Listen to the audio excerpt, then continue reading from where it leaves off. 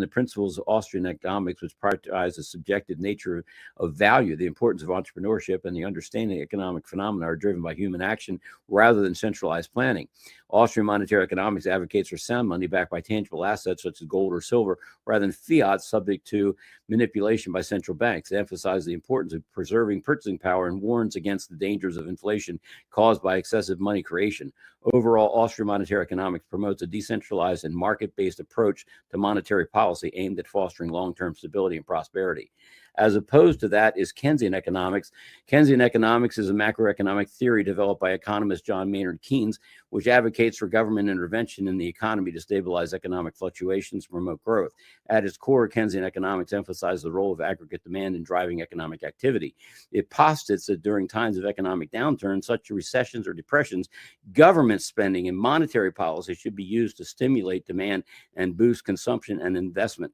Keynesian theory also advocates for the counter-cyclical policies such as increasing government spending or cutting taxes during periods of time of economic contraction, or reducing spending or raising taxes during periods of inflation.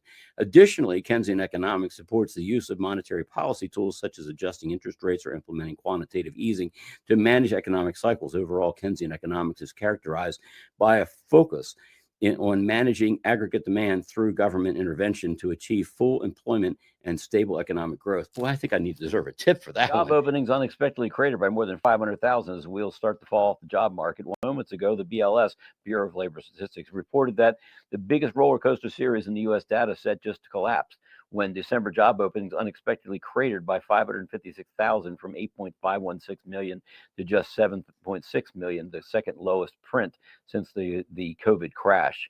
Folks, if you're not out of a job yet, you soon will be. More U.S. CEOs exited their companies in 2024 than any other year in 2 decades, with economic and psychological factors contributing to the trend, according to a recent report from global outplacement company Challenger, Gray, and Christmas.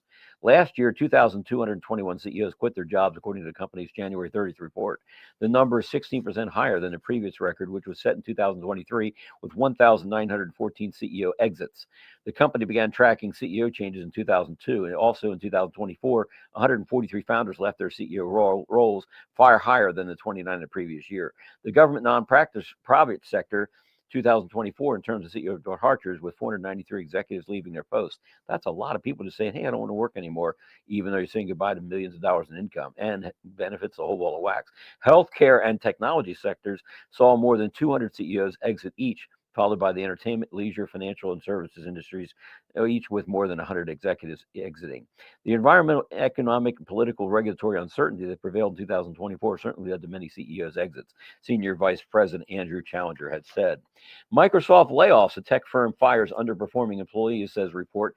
Details inside. Microsoft layoffs have started focused on job performance, with some employees being let go immediately without severance pay. According to Business Insider, termination letters revealed that those affected failed to meet the company's minimum performance standard. Bristol Myers Squibb current layoffs hit 919 in New Jersey amid separate restructuring campaigns. We lost our agility. Estee Lauder sinks nearly 20% on weak quarterly sales, plans to slash 7,000 jobs. Salesforce reportedly letting go 1,000 workers in a new round of layoffs. Salesforce Inc. is launching a workforce reduction initiative that will affect more than 1,000 employees. Folks, as the slicing and dicing of the U.S. dollar come to an end, there will be no more velocity of money to keep these people employed. Arthur Daniel Mitchell is ADM, expecting up to 700 global layoffs in 2025. They are announcing layoffs now. Air Wisconsin plans 200 layoffs in Dayton. Flights will not be. Do you see the trend? Folks, this is what I told you was going to happen. Ukraine launched another large-scale drone attack on Russian territory overnight, targeting oil refineries and infrastructure. Russia's defense ministry confirmed the widespread nature of the attack, saying it shot down over 70 of the inbound drones. Drones reportedly struck an oil refinery, Russia's southern Volgograd region, as part of the larger attack. Infrastructure in the southern Astrakhan region was also targeted, including gas facilities. The damaged refinery in Volgograd appears to belong to Russian oil giant Lukoil. This marks the third oil refinery hit by Ukrainian drones within a little over a week. Such large-scale attacks seem to now be coming at a weekly pace. Following And falling drone debris over the Volgograd region has resulted in local fires, and the whole attack has disrupted commercial flights over the impacted regions. The Air Defense Forces and Defense Ministry repelled a massive attack by aircraft-type drones on the territory of Volgograd region, Volgograd Governor Andrei Bukov said. Russia's defense ministry said of the scope of that 27 drones were downed over the Rostov region, 25 over Volgograd, 7 over Orchestran, 5 over the Vostoch region, and 4 over the Volgograd region, and 2 over Kursk. Kremlin mulls Saudi Arabia, UAE, United Arab Emirates as possible venues for Putin-Trump summit. Russian officials have cited Saudi Arabia and UAE as possible venues for a summit between U.S. President Donald Trump and Russian President Vladimir Putin, according to Russian Reuters report. The report comes after Trump confirmed on Sunday that his administration had meetings and talks scheduled with various parties, including Ukraine and Russia. Additionally, senior Russian diplomatic officials recently made a trip to Saudi Arabia and the UAE, but the Kremlin is reportedly concerned about hosting a meeting there, given both Gulf states' close ties to the American military and intelligence services. But Moscow has recently ruled out the possibility of European nations hosting such a summit, given that the arrest warrant previously issued by the International Criminal Court, ICC. The Russian side will also seek out a more neutral venue. Almost the entire West is involved in the side of Ukraine. Therefore, all the traditional venues where such things used to take place, like Helsinki, Geneva, and Vienna, are not suitable. Russian analyst Fyodor Yolkovich was previously quoted in TASS as saying, wow, U.S. Well, look, I mean, my frustration with USAID goes back to my time in Congress. It's a completely unresponsive agency.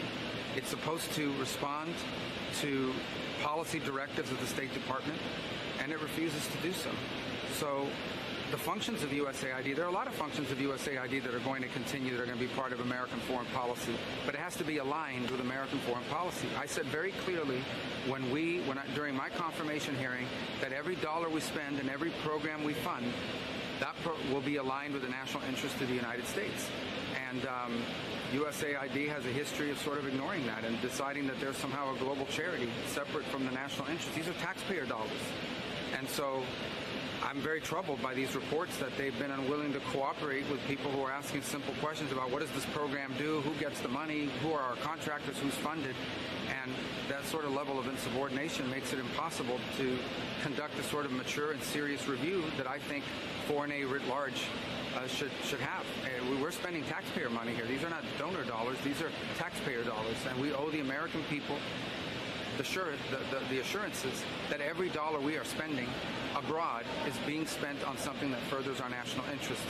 And so far, a lot of the people that work at USAID have just simply refused to cooperate. Are you currently in charge? The stranger smiled and asked, why are you all so frightened? I'm a simpler traveler looking for a soft place to stay for the night and a warm place for a meal. There's not a bite to eat in the whole province, he was told. We are weak and our children are starving. Well, I have everything I need, he said. In fact, I was thinking of making some stone soup to share with all of you. He pulled an iron cauldron from his cloak, filled it with water, and began to build a fire under it. Then, with great ceremony, he drew an ordinary-looking stone from a sunken bag and dropped it into the water. By now, hearing the rumor of food, most of the villagers had come out of their homes or watched from their windows. As the stranger sniffed the broth and licked his lips in anticipation, hunger began to overcome their fear. Ah, the stranger said to himself rather loudly, I do like a tasty stone soup. Of course, stone soup with cabbage, that's hard to beat. Soon a villager approached hesitantly, holding a small cabbage he'd retrieved from his hiding place and added it to the pot. Wonderful, cried the stranger. You know, I once heard that a stone soup with cabbage and a bit of salt beef was fit for a king.